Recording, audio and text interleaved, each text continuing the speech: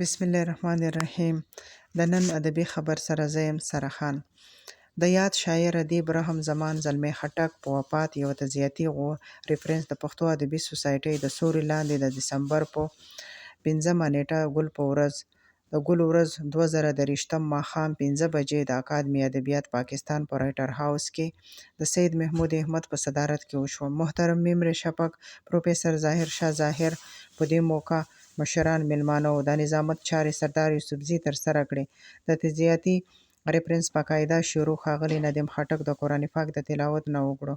وروستو د رحم زمان زلمی خټک د ټانک د پښتو ادبي ټولنې سلیم ناشاد، طیب الله خان، مراد علي مراد او خان زمان ککړ د میندو د شعیب صادق پلار په وفات تعزیت او مرحومین د بخښنې دپاره اجتماعي دعا وشوه. وروسته سردار یوسفزي، نادم خټک، اقبال حسین افکار، اکبر غني خټک، رفعت خټک، د پښتو ایکشن کمیټې چیرمن ریاض بنګښ، نظام خان، ممر شفق، پروفیسر ظاهر شاه ظاهر، صدر محفل سید محمود احمد در وخاد، رحم زمان زلمی خټک په شخصیت، ژوند او فن ادبي عملي خدماتو ګټورې او معلوماتي خبرې وکړې.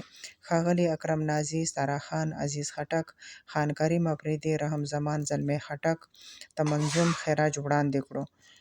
په دې دستوره کې د بین الاقوامي یونیورسټي اسلام آباد د پښتون سټوډنټ فدرېشن ځوانانو هم ګډون وکړو، چې نومونه یې څه په دې ډول دي: باور یوسفزی، اسامه زمان، کامران خټک، ساجد پښتونیار، لطیف بنګښ، اعتزاز یوسفزی، افغان جرنلسټ احسان الله حبیب، جان آغا، اعجاز احمد علي خان، عطاءالرحمن هم شرکت وکړو. دا و د نن ادبي خبرونه. د نورو ادبي خبرونو دپاره زموږ چینل ګندهارا ټي وي لایک او سبسکرایب کړئ.